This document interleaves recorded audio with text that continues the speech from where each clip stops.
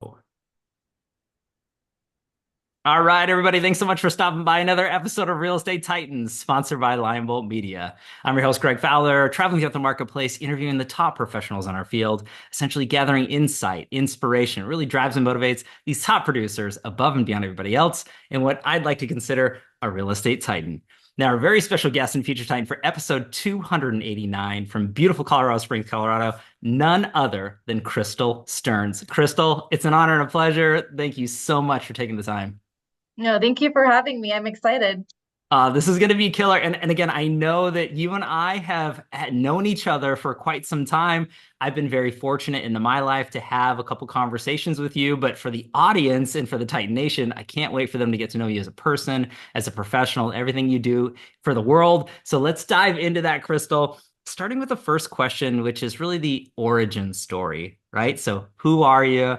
What got you into the business? Where'd you come from? And kind of leading us up to your life and career to today. Let's start with that. Okay.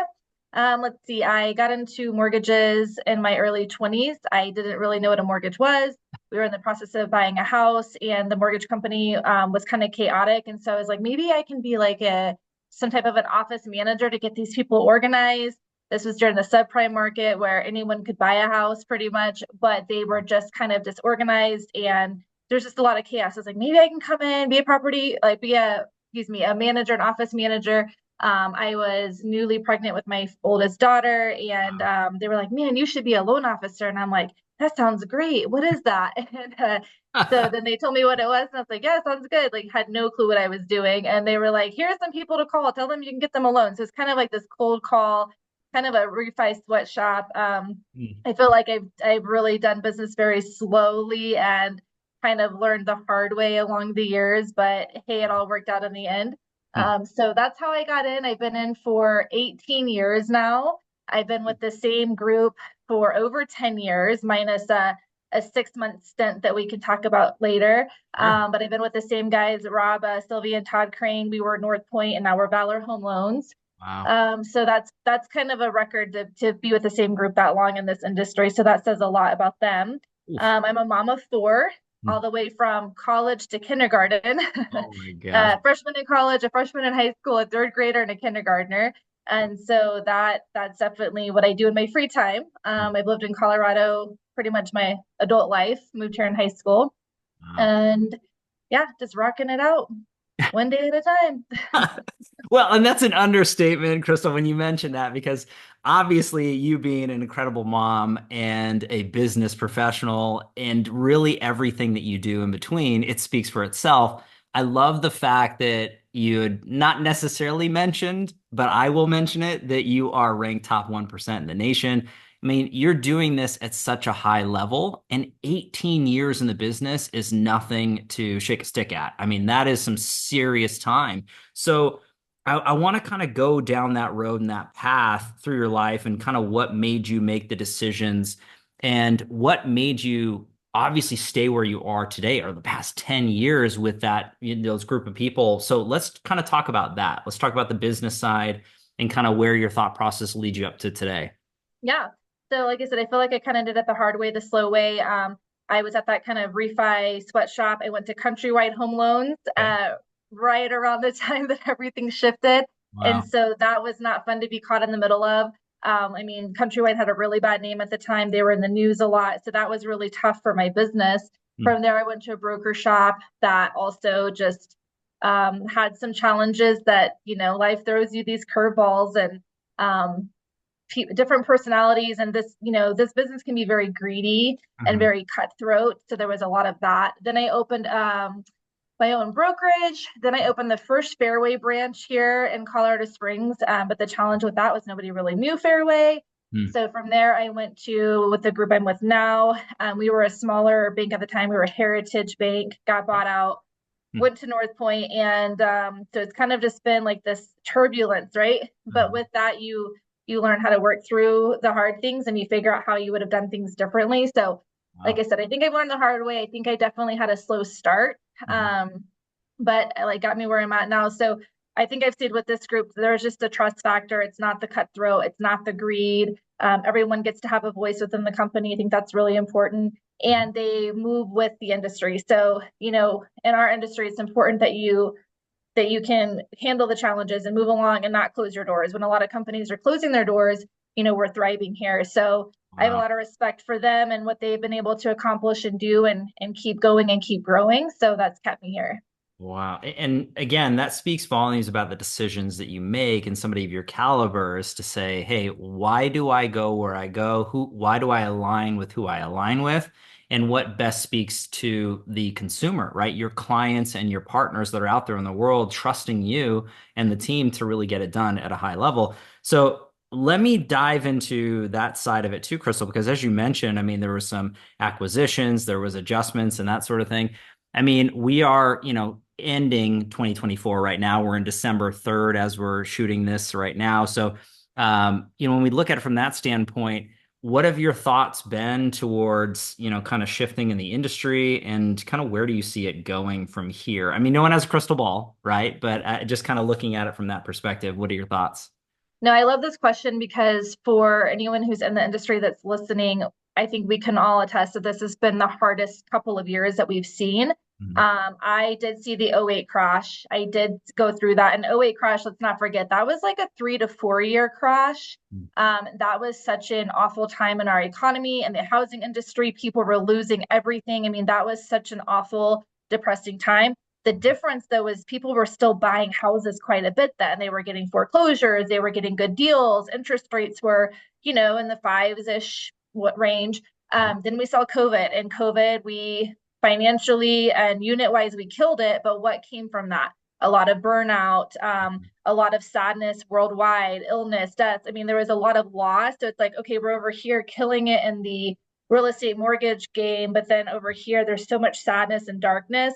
Then you had the whole bidding war, people paying 50,000 over for a house. And I had so many clients that they're like, I don't have $50,000. So they were pushed out. So that was such a trying time Mhm. that I still have PTSD from that. But then we move into this high rate environment that I don't think anyone could have predicted or expected. I Right. did not think I would see interest rates in the sevens and eights. I didn't think it was going to happen. After we saw that before the crash and whatnot, but I didn't think that in this time we would see that. So home affordability. So now it's kind of like, okay, now we have another hurdle, home affordability. When rates were in the twos, you needed cash to get a house. Mhm. Now you don't need to get you don't need the cash, but rates are in the six and sevens. How do people qualify? So it's just like, you're always going to have these hurdles, and it's just how you cross them and how you pivot around them. Yeah. I do think we're going to see some relief soon. I mean, I truly do. We have to, right? And Sure. I think what people don't realize is how important the housing market is to the economy. Mhm. I'll see people on comment on my videos, oh, I can't wait for a bubble. I can't wait for the crush. I'm like, you don't want that. You think Mhm. you're getting a good deal on a house, but you might not even have a job. So the last thing that we want, even politically, is a housing crash. So I do think that that is very well recognized. I think it'll take a little bit of time to get rates back to normal, but I do see 2025 being a positive year because it's like at this point, number one, something has to give. Number two, home affordability has to give. If we're Mhm. going to fix the economy, what a better way to do it? When Wow. it's booming, we're spending money. Real estate agents are spending money, but people are buying furniture. That those types of things keep the economy going. So I do think we'll see a relief in 2025. I think it'll take some time to correct. And I think 2026 will probably be a really, really good year. Wow. And Krystal, again, you're showcasing just a tiny bit of your knowledge and expertise into that. And I would encourage everybody who's tuning into this, you create incredible content across media, and it's just so topic driven and information to really take and digest, not just as a consumer, but as a real estate professional. So I absolutely love that. We'll put your handles in the show links and everything along those lines in the show notes. So I would encourage everybody to tune in. But I love the fact that you're doing that, Krystal. You're constantly educating and providing value to the core audience that you serve, which I'm a huge fan of personally. And again, this is just a testament to you being a professional. As you kind of go down that road and staying positive, because you obviously are, looking at it from a glass half full sort of scenario. Um, I know that we talked before, we went, record here, that there was life and life happens to everybody. It doesn't matter who we are or, how high up on the mountain we may be production wise or a career or life. Things happen. So, Krystal, if you're comfortable sharing, I'd love to talk about kind of what you've been experiencing the past few years and kind of any story that you want to tell and weave into it for the audience. Yeah. So I mean, during COVID, like you said, we were just killing. I think I was doing like 600 loans a year. I had my biggest month. I closed 91 transactions in 1 month. I had two new people on my team. It was chaotic, but it was fun. We were making great money. But it also, money can reveal a lot of things in your life. And they say money doesn't buy happiness, and it's so true. Because like you can buy the fun stuff, but if you don't have the time to enjoy it, what does it really matter? And then when I was so busy, I was taking so much time away from my family. During COVID, a lot of us were home, like the kids were home for half of it. Yeah. So they were doing e-learning, but I was working. I would start checking emails at 5:30 in the morning, and I was working till 11 o'clock at night. And so Wow. the toll that I felt like that took on my kids, that's like a guilt that will always like stay with me. So where I'm like, well, I would love to close 91 loans a month, but at what cost? At what cost is that to my family, my health, and just having a life. During COVID, we were all stuck at home, so it's not like we could really go do anything anyway. Right. But but I think that COVID was an eye opener for a lot of us just to see, what's important in life. And again, the tragedies of people that had lost loved ones or, that fell ill. I've had COVID, I think 3 or 4 times, but nothing, thankfully, nothing crazy. Sure. But I think it just showed a lot of what's important. And, you know, there's a lot that goes into that. So again, it showed me that money doesn't buy happiness. I Mm. did very well, made a lot of money, bought a lot of real estate, invested it, did things like that, and that was all good. And then the past couple of years, there's just been, life has happened. I've been going through a divorce for the past few years. Wow. That's been very trying. You know who my ex-husband is, ex-husband to be. He's in the industry, so that was very trying. Sure. We're well known in this industry and in this town, so it was like people that I didn't even know were like, "Oh, I heard." I'm like, how did you hear? Like, why Wow. do you know anything about my life? Sure. So that kind of made me recluse a little bit, and Mhm. it made me kind of hone in on like again what's important and who I wanted around me and who I Mhm. wanted to work with. When I was closing so many loans, my Mhm. team was kind of chaotic.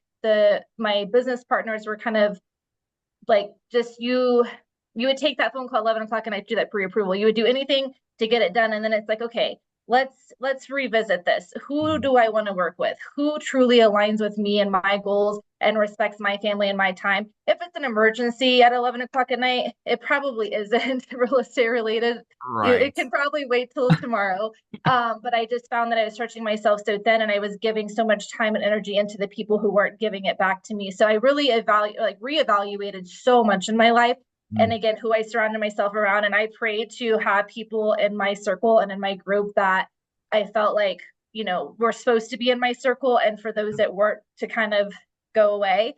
And it naturally happened. Mm. And, even my team dissolved.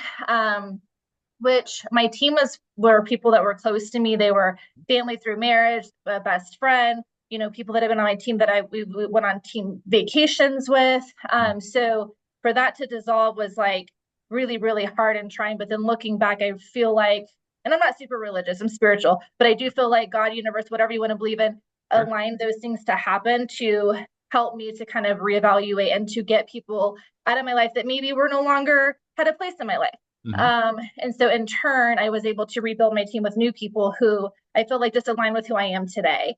So I Wow. think it's important that when things happen, you kind of take a step back and you look and you kind of have that reset and you kind of Mhm. have that conversation with yourself. I had left the team I'm with. North Point had a bunch of changes when the industry shifted. They got rid of programs that made up for probably 50% of my business. Whoa. So it's like, well, gosh, what do I do now? Mhm. So I had met someone who was like, hey, I've got a lot of business, but I don't have a team to support it. And I'm like, perfect. I have a huge team that can support it. And my business just went down half.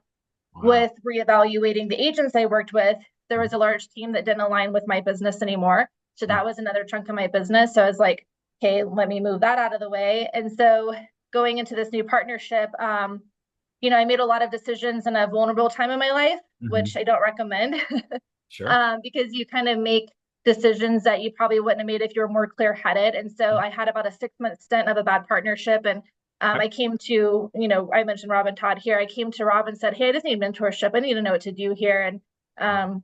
when I walked into this office, I was like, man, I'm supposed to be here. This is home. And so that's when I came back here. And then I had some team members come and go. And, I'm a very personable type person. I love really hard. I think of everyone as my best friend and my family. And Sure. so when things go sideways and people kind of betray you, it stings a lot more than just like a business relationship, right? So that was a lot. Around the same time, I had some health things come up that I kept to myself. My mom got cancer. So I'm going through a divorce, going through a job change like 3 times. I'm a Mm. single mom of 4 kids. Again, I've got one going into college, one going into high school, one going into kindergarten. So it was chaos. I don't know how else to say it. Pure chaos. But I had prayed for that circle of friends and just things just aligned perfectly where I met this really great, well, it was girls I had known, and Candace is one that you Oh, coach with. Yep. And then yeah. Gayla's another, and another team opulent group. I don't know if you've had a chance to meet them, like Troy and Kyla and Shelly and them. And so I feel like and Lakin, Lakin. Mhm. So I feel like those relationships just naturally started to come together, and opened up doors for me on the business side, but more importantly on like the friendship personal side. So we have this great little group of friends now that we get together quite often, and it was what I needed, and I truly felt like they were put into my life when I needed it the most. And so with all of that, it's like, Mhm. okay, so all this chaos has happened. I don't want to get out of bed. Let's be real. Yeah. I have really bad anxiety issues. I was put on an anxiety medication that made me gain a Oh. ridiculous amount of weight, and I didn't recognize myself. So it's just like, okay, what do we do here? Do we Uh-huh. just stay in bed? No, I've got 4 kids to support, and a team to support. And so what do you do? So I think really just like preparing yourself that life is going to happen. Mhm. You're going to lose friends, you're going to lose family members, you're going to have things that are just going to come at you. So how do you can't really prepare for those things, but how do you align yourself in your business to overcome those things, I guess. So that's something that I'm still trying to learn so that I can teach it. Wow. I mean, but Krystal, I can't begin to thank you enough for sharing that in very personal steps throughout your life and journey and massive takeaways for the audience and myself included. I mean, looking at it from a perspective of people coming and going out of our lives, first and foremost, that is a natural progression into life. And sometimes we are fortunate enough to have people there for the long haul, but there's seasons, right? And I think that the right people stick around as they need to, vice versa, and the others see themselves out. And I think that's a healthy, natural progression to not necessarily hold on, but look forward. You taking it upon yourself to say, look, I've got people that love on me, that need me. And no matter what I'm going through health wise or personally through, your mother, I mean, dealing with that, a relationship that's shifting, you didn't let it beat you down and defeat you. And to me, that's massively inspirational because we all have tough times in our lives, and we could all feel that whatever we're going through right now is the worst thing we've ever gone through. And how do we get over it? How do we get through? Is it it? And you're living proof that if you stay positive and you keep looking down the line, putting in the effort and staying consistent, that you can get through anything and in a much better position too. So, and it doesn't make it any easier. It doesn't say, hey, well, gosh, that must be easy for Krystal because she did it. It's like, no, your pain going through all that was still there, very real and very apparent. Mhm. But looking at it from that perspective, you can either tackle it head on or you can say, this is it and I'm done. And I think the inspiring piece of that too is no matter where we are or where we're going into life, and the monetary instance that you mentioned about, money doesn't buy happiness and the perspective, if you can't actually enjoy it with the people that you love and care for, then what is this all for? And I love the fact that you're just moving and Yeah. continually growing because of all that. So I can't thank you enough for sharing that. That's takes a ton of humility and character. So I appreciate that for sure. And I know the audience does as well. Yeah, and don't get me wrong, it's not like an easy fret, and it's still something that, that I still work through every day. So I don't want anyone to think like, oh, this happened and I'm good and, everything. Like it does take time, but you have to figure out what works for you to help you, because otherwise you get stuck in these things, and it's like these things are going to happen in life. Like I said, you're going to lose people to death, old age, whatever the situation may be. There are financial struggles. And again, this industry, I haven't seen anything like what we've experienced in the past couple of years. And I feel like it came at us so fast and unexpected. Maybe not. For me, it felt like it was unexpected. Yeah. And so it's like, it's really easy to get down on yourself and to get down on, like, even now, like people are like, oh, you're killing it. And I'm like, I was closing 35 to 50 loans. Now I'm closing like 10 to 15. I am not killing it, but it's easy to look like, I mean, I guess, yes, granted, a lot of loan officers right now are happy to close one loan. So yes, I'm very grateful and I'm very blessed for being where I'm at. But I think that it's important that people see that real side, because I never want people to think that I have it all together or that I'm perfect, or I have this picture perfect life, which I think people probably see now more so. I mean, again, Mm. I'm a single mom with 4 kids. Like clearly something went wrong there, You, but you know, Krystal, something wasn't perfect. I look at this as things do happen for a reason, and I always try to kind of look for the silver lining into that instance. There's so much more that you are going to continue to do and grow with, and the people that are around you. So that I take as a positive, even into a negative situation, as we mentioned. And something else that leapt out as you were speaking and telling that story was really looking at it from a perspective, even someone at your level and very recently making an adjustment and a move to align yourself with incredible people and seeking knowledge and mentorship. That's just anybody who's listening or watching this right now, that should blow your mind because if you feel you know it all or you don't need anybody to support or guide, you are so wrong. Mhm. And look at Krystal. I mean, literally top of the game. And you're looking for growth. You're looking for alignment and people to really do that with. No one does it alone.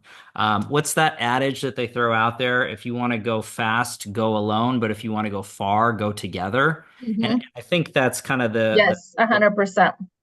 so Yeah. with that though, Krystal, I want to talk about because when we talk about top mortgage professionals and loan officers, um, it is important to align yourselves with the right people. And I want to dive a little bit deeper into your mind because you've experienced so much through your career and through your life.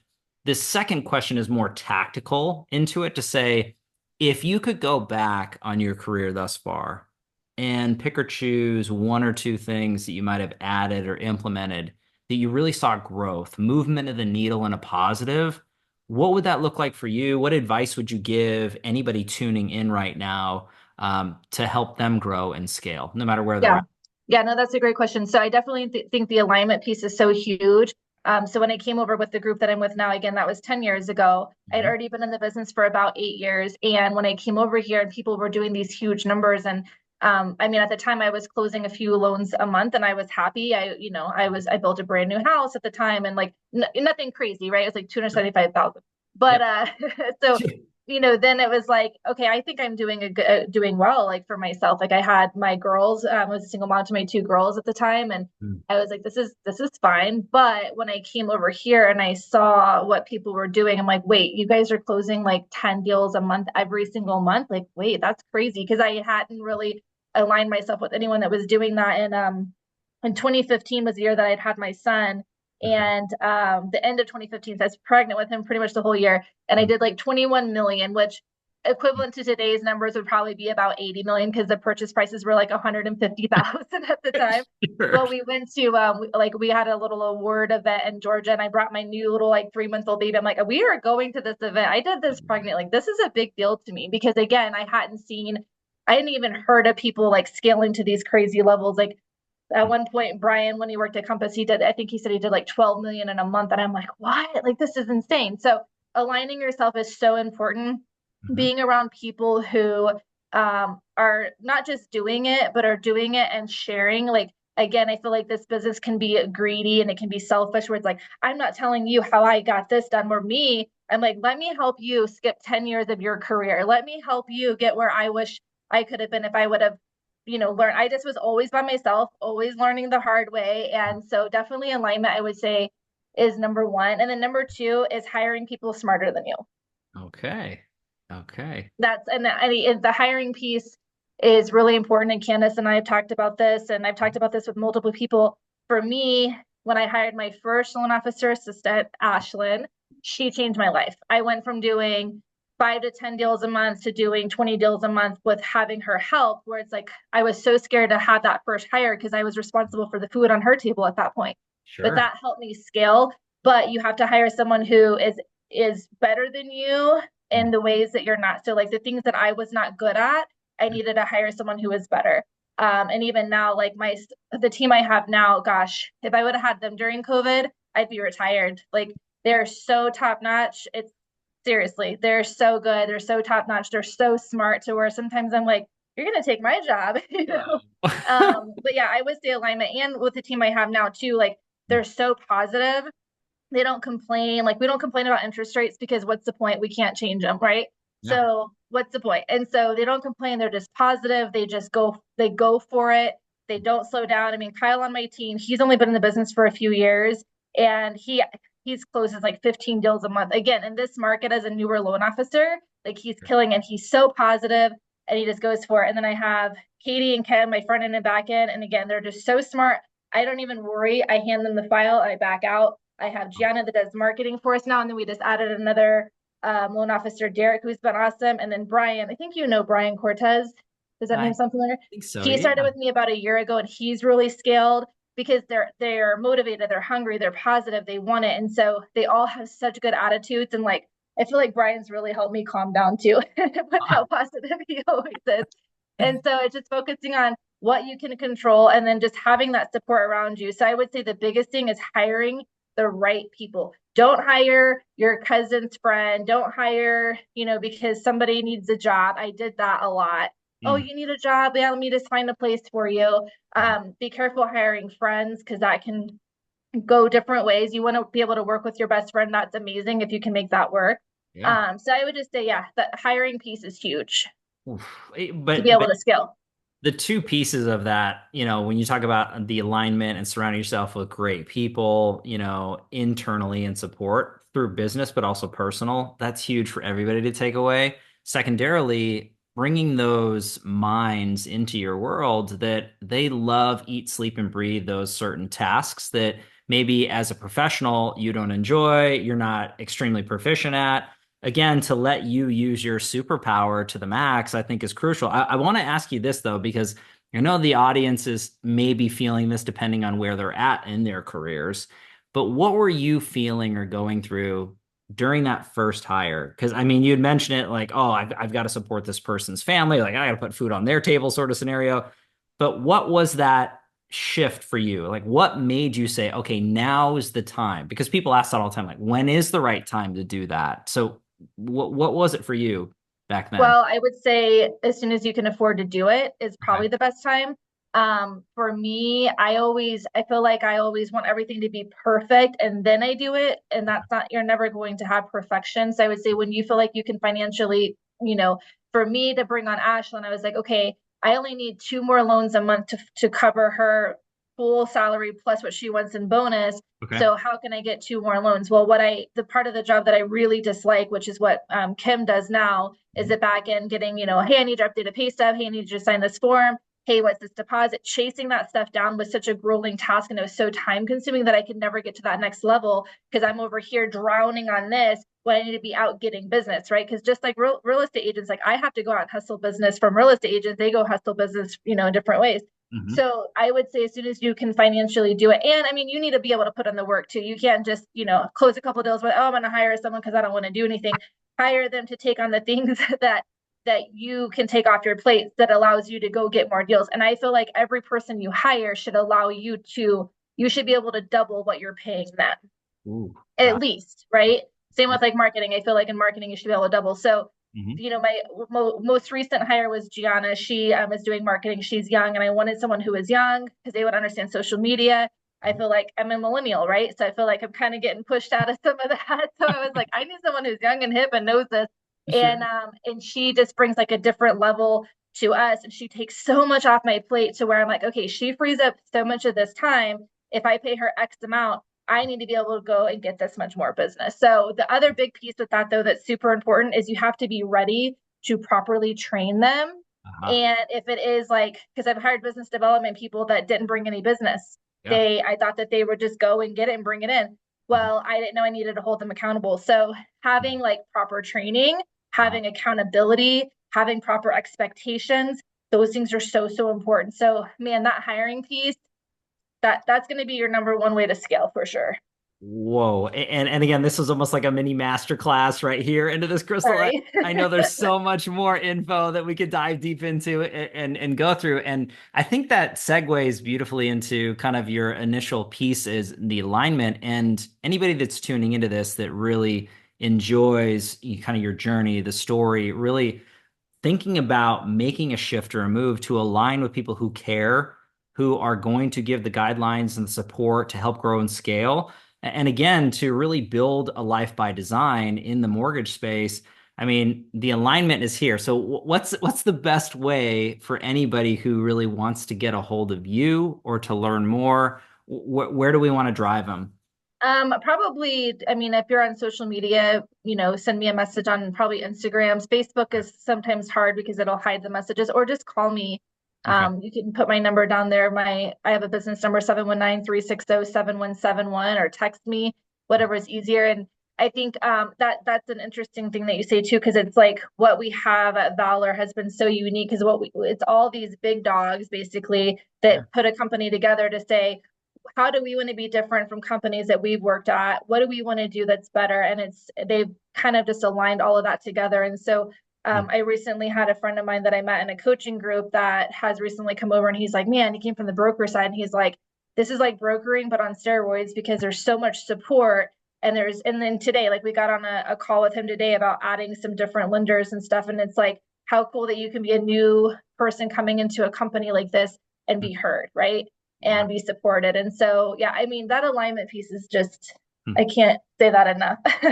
Well, but the truth of that situation is the best and the brightest minds, the Titans, they really understand this. And it's been echoed time and time again, Krystal. You're not the first one to talk about alignment and deep understanding of who you're connecting with, who you're learning from, but also who you're sharing your knowledge with. And it's a collaborative nature. I think that ultimately that's a massive recipe for success. So I just can't thank you enough for taking the time. It Yeah. flew by, just us going through just like this. We have to do this again. There's no doubt, Krystal. Again, it was an honor and a pleasure having you on the show. And I know the audience took a ton of information. I would encourage everybody to follow, to like, and subscribe anything that Krystal's a part of. We'll have, all the links in the show notes so you can do so, but reach out to her. She literally gave you her business line. Don't waste this opportunity. This is a true professional here. If anything sticks out to you, you want to reach out straight to Krystal. Yeah, Thanks, please do. Krystal. Yeah, I can't thank Thank you. you so much. Thank you, Greg. Thanks for having me on. This has been great. This is awesome. And everybody, thank you as always for your time and attention, your love and support. If you like what we're doing with Real Estate Titans, don't forget to like and subscribe. You know what to do at this point, but I have to say it anyway. I do want to give our sponsor a quick shout out, Lionbolt Media. If you are a real estate professional looking to grow and scale your business with leading edge digital marketing, visit lionboltmedia.com for more information. We're live here every Tuesday afternoon, a different Titan, a different location. We'll catch everybody in the next live episode of Real Estate Titans. Take care. Thanks, Krystal. Thank you.